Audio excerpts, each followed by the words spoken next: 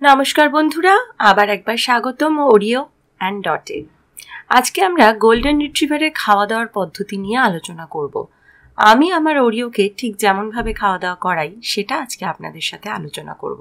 প্রথমে ঘুম থেকে উঠেই ওকে আমি কয়েকটি ডগ বিস্কিট খাওয়াই এবং তারপরে ওকে একটু জল দিই।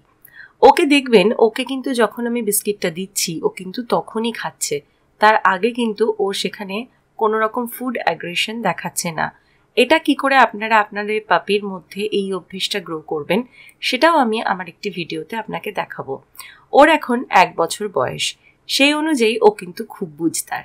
আমরা দেখছি যে সকালবেলার ঘুম থেকে উঠে যে খালি পেটে যে খাওয়ারটা শুরু করাটা সেটা ওর কমপ্লিট হয়ে গেছে। আমরা যখন চা খাই তার আগেই ওকে একটু ডগ বিস্কিট এবং তারপরে জল খাওয়াই, সেটা অ্যারাউন্ড 6টা 6:30। তারপর চলে আসি ব্রেকফাস্টে। 8:30 9টা বা ম্যাক্সিমাম 9:30টার মধ্যে ওর ব্রেকফাস্ট কমপ্লিট হয়ে যায়, ডান হয়ে যায়। আমি কিন্তু প্রতিদিনই একই রকম ব্রেকফাস্ট ওকে দিই না, আমি কিন্তু ওকে ঘুরিয়ে ফিরিয়ে ব্রেকফাস্ট বানিয়ে দিই। আজকে আমি ওকে দিচ্ছি পাফড রাইস মানে মুড়ি এবং তার সঙ্গে ছাতু এবং তার সঙ্গে কাঁঠালি কলা। আপনারা কিন্তু প্রতিদিন তাই বলে মুড়ি দেবেন না, কারণ মুড়িতে নুন থাকে, লবণ থাকে, তাই এতে আমরা যদি প্রতিদিন দিই তাতে কিন্তু ওদের ক্ষতি হতে পারে। তবে মাঝে মাঝে দিলে কোনো ক্ষতি নেই। এবং ছাতুটাও কিন্তু ওদের পেট ছাড়তে পারে, ছাতু খেলে মানে ওদের পটির সমস্যা হতে পারে, তাই ছাতুটাও রেগুলার দেবেন না। এখন একটু গরম পড়েছিল বলে আমি ওকে ডগ ফুডটা একটু কম দিচ্ছিলাম এবং ঘুরিয়ে ফিরিয়ে নানান রকমের খাবার ওকে দিচ্ছিলাম, যেমন দই চিড়ে, এটা কিন্তু দিতে পারেন আপনারা। দই চিড়েটা কিন্তু ওদের পেটও ঠান্ডা করবে এবং হজমও হয়ে যাবে খুব সহজেই। এই মুড়ি এবং ছাতু এবং কলা, এই 3টে জিনিসকে আমরা আজকে মেখে নিচ্ছি। এটাই কিন্তু আজকে ওরিওর ব্রেকফাস্ট। 9:30টার মধ্যে আমরা চেষ্টা করি ওর ব্রেকফাস্টটা যাতে শেষ হয়ে যায়, কমপ্লিট হয়ে যায়। সেটা যতই আমাদের কাজ থাকুক না কেন, ওর খাওয়া দাওয়ার টাইমটা কিন্তু আমরা একেবারে বাঁধা ধরা রাখছি। দেখছেন কেমন চলে এসেছে। আসলে এটা একটা ট্রিট বানিয়েছিলাম আমি বাড়িতে, সেটা ওদের ডগ ফুড দিয়েই বানানো। ডগ ফুডটা যেহেতু ওকে খুব বেশি দিচ্ছিলাম না গরমের জন্য, সেই জন্য ডগ ফুডটাকে ড্রাই করে একটু দই দিয়ে আমি আইস কিউবের মধ্যে আইস বক্সের ভেতরে রেখে দিয়েছি এবং তাতে আইস কিউবস হয়েছে। সেগুলো আমি ওকে মাঝে সাঝে দিই অথবা ওর খাবারের সাথে মিশিয়ে দিই, তাতে ডগ ফুডটা অল্প হলেও যাচ্ছে, কারণ ওটা তো ওদের প্রপার ফুড।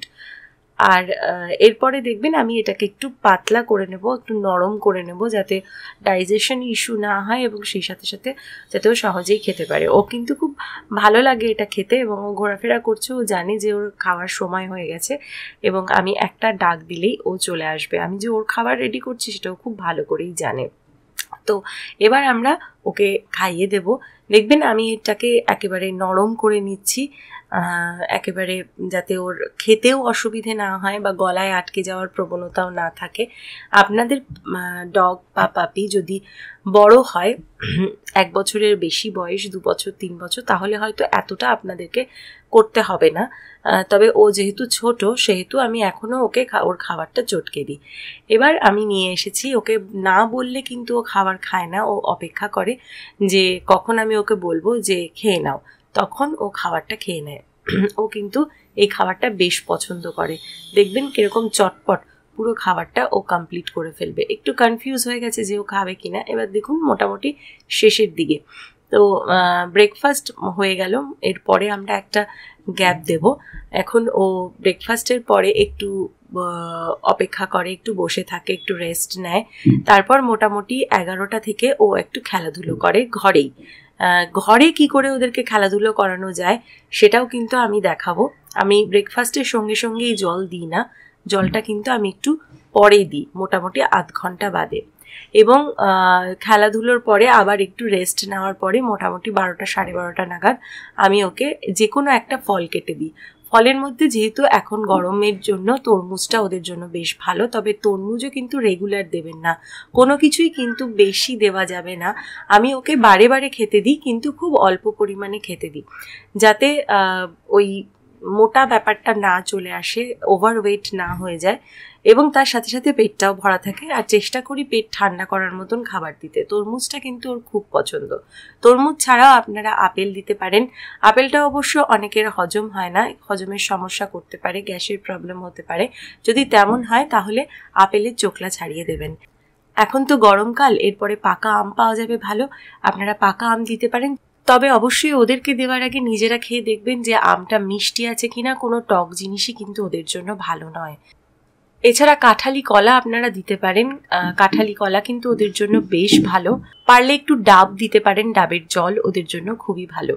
তো যে কোনো একটা ফল আপনারা এই সময় দিতে পারেন, অথবা অনেকে লাঞ্চের পরেও দেয়। আমি ওদেরকে এই 12টা নাগাদ একটা করে ফল দিই। তারপর চলে আসছি লাঞ্চের টাইম। লাঞ্চ মোটামুটি 2টোর মধ্যে ও করে নেয়। 2টোর সময় ওকে আমি লাঞ্চ দিই। 2টো ম্যাক্সিমাম 2:30 ওর লাঞ্চ হয়ে যায়। লাঞ্চে কিন্তু ওকে আমি এখন ভাতই দিচ্ছি এবং ভাতের সাথে দিচ্ছি দই। দেখতে পাচ্ছেন ভাতটাকে আমি ভালো করে প্রথমে চটকে নেব, যাতে ওর ডাইজেশনটা খুব ভালো হয়, প্রপার হয়। তবে যত আস্তে আস্তে বড় হবে তত আমি সাজেস্ট করব বেশি চটকে খাবার না দিতে। তখন ওরা নর্মালি খেয়ে নেবে। আস্তে আস্তে ছাড়াবেন, একেবারে নয়। তো এখনও যেহেতু ও একটু ছোট এবং ওর একটু ডাইজেশন ইস্যু রয়েছে, সেই জন্য আমি কিন্তু ওকে একটু চটকেই খাবারটা দেওয়ার চেষ্টা করি। আমি খাবারটার সঙ্গে মানে ভাতের সাথে দই মিশিয়ে দিলাম ভালো করে, এবং তার সাথে একটু জল দিয়ে দেব, যাতে খুব আঠালো না হয় এবং খেতে খুব ভালো লাগে ওর। একটু তরল করে নেব যাতে ওর খেতে সুবিধে হয়। তো এবার দেখতেই পাচ্ছেন যে ভাতটা আমি ভালো করে মেখে নিয়েছি দই দিয়ে, এবং এরপর আমি এটার মধ্যে একটু জল দিয়ে নেব। দইটা কিন্তু ওদের হজম শক্তি বাড়ায়। শুধুমাত্র যে পেট ঠান্ডা করে বা গরমের দিনে ওদের শরীরটাকে ঠান্ডা রাখে শুধু তাই নয়, দইয়ের কিন্তু টক দইয়ের, ঘরে পাতা টক দইয়ের প্রচুর উপকারিতা রয়েছে। এবং এই দইটা কিন্তু ওদের হজম শক্তিও বাড়ায় এবং ওদের মানে কোনো রকম ডাইজেশন ইস্যু হয় না, এবং সেই সাথে সাথে কিন্তু ওদের খিদেও বাড়ায়, মানে প্রোবায়োটিকেরও কাজ করে। তো এটা খুবই ভালো একটা খাবার, সুস্বাদুও। তো আর কোনো কিছু নয়, কিন্তু শুধুমাত্র দই এবং ভাত দেবেন, তার সাথে আর কিছু দেবেন না। আমি এখানে 100 গ্রাম মতন ভাত নিয়ে নিয়েছি। আমাকে আমার ভেট সাজেস্ট করেছিল ওকে রাইসই দিতে। রাইসটা যেহেতু সহজ পাচ্ছ, তাই আমি ওকে দুবেলা রাইসই দিই, এবং আমাকে 200 গ্রাম মতন রাইস দিতে বলেছিল, 200 থেকে 250 গ্রাম। তো সেই খাবারটাই আমি দুবেলা ভাগ করে দিই। এবার দেখতেই পাচ্ছেন যে দই ভাতটা কতটা ও ভালোবাসে, একেবারে চটপট খেয়ে নিয়েছে। ও খালি অপেক্ষা করে থাকে আমি কখন বলবো খাও, খেয়ে নাও, তখন ও খেয়ে নেয়। তো কিভাবে এই ট্রেনিংটা দেবেন সেটা নিয়েও আমাদের একটা ভিডিও আসছে। আমরা দেখাবো যে কেমন ওরিও সামনে যদি আমরা যে কোনো রকমের খাবার রেখে দিই, এমনকি আমরাও যদি ওর সামনে খাবার খাই, তাহলেও কিন্তু ও কখনো সেই খাবারের প্রতি কোনো অ্যাগ্রেশন দেখায় না, কারণ ও জানে কোনটা ওর খাবার, কোনটা আমাদের। সন্ধেবেলায় কিন্তু আমি ওকে একটা চিকেন টুকরো এবার ট্রিট হিসেবে দিই, এবং তার সাথে হয়তো একটু গাজরের টুকরো দিলাম। সেটা আর আমি ভিডিও করিনি, আপনাদেরকে বলে দিচ্ছি। এখানে দেখুন আমি মোটামুটি 200 গ্রাম মতন চিকেন এখানটায় রয়েছে, এবং তার সাথে কয়েক টুকরো গাজর এবং কয়েক টুকরো এখানে রয়েছে রাঙা আলু। এই দুটো সবজি কিন্তু ওদের জন্য খুবই ভালো। এছাড়া দিতে পারেন মিষ্টি কুমড়ো, যেটা কিন্তু ওদের জন্য ভীষণ ভালো। কখনো কখনো পেঁপেও দিতে পারেন বা বিনস দিতে পারেন। তো এই সবজিগুলো অবশ্যই দেবেন। আমি কিন্তু ওকে গরমকালে মাঝে মাঝে একটু উচ্ছেও দিই, বিচিগুলো ছাড়িয়ে উচ্ছে আমি কিন্তু সেদ্ধ করে মেখে দিই মাঝে মাঝে। এতে কৃমির প্রকোপ কমে। অবশ্যই ডিওয়ার্মিং তো করাতেই হয় ওদেরকে, তবে উচ্ছেটা কিন্তু ওদেরকে দেওয়া যায় মাঝে মাঝে গরমকালে। তো এই দেখতে পাচ্ছেন যে আমি মোটামুটি ভাতটাকে চটকে নিয়েছি। এখান থেকে আমি একটা চিকেনের টুকরো এবং অল্প সবজি সন্ধেবেলায় ওকে খাইয়ে দিয়েছি। সবজি বলতে 2-3টে মানে গাজরের টুকরো, আর কিছু নয়। আর এই যে জলটা, এই জলটা তো পুরোটা লাগবে না, যেহেতু ও ডিনার খুব আর্লি করে, মোটামুটি 8:30-9টার মধ্যে ওর ডিনারটা কমপ্লিট হয়ে যায়। এবং আমরা যখন ঘুমোতে যাই 11:30 নাগাদ, সেই সময় আমি এই যে বেঁচে থাকা যে জলটা, এই স্যুপটা, এই জলটা ওকে দিয়ে দিই। তাতে ওর জল খাওয়াও হয় এবং চিকেনের যে প্রোটিনটা এই জলের ভেতরে থাকে সেটাও কিন্তু ওর শরীরে গেল, এবং একবারে কিন্তু বেশিও খাওয়া হলো না, জল বা খাবার কোনোটাই। এই যে একটুখানি জাস্ট সবজির তলানিটা পড়ে রয়েছে, আর অল্প এক টুকরো চিকেন, আর একটু জল রয়েছে। কিছু না থাকলে শুধু জলটা দিলেও হবে।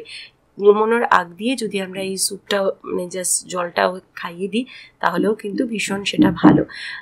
এবার আপনাদেরকে দেখাবো যে মোটামুটি আমার কিন্তু এটা তৈরি হয়ে গেছে। আমি মোটামুটি এটাকে ভালো করে চটকে নিয়েছি, রেডি করে নিয়েছি এবং একটু তরলই করে রেখেছি যাতে ওর খেতে খুব সুবিধে হয়। তো এবার আপনাদেরকে আমি দেখিয়ে দেব যে জিনিসটা দেখতে কেমন হবে।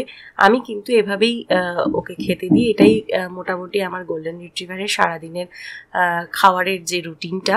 তবে হ্যাঁ, মাঝে মাঝে কিছু ফুড চেঞ্জ এটাও করি, যাতে খাবারটা একটাই খাবারের উপরে ওরা ডিপেন্ডেন্ট না হয়ে যায়, একটাই খাবার না খায়।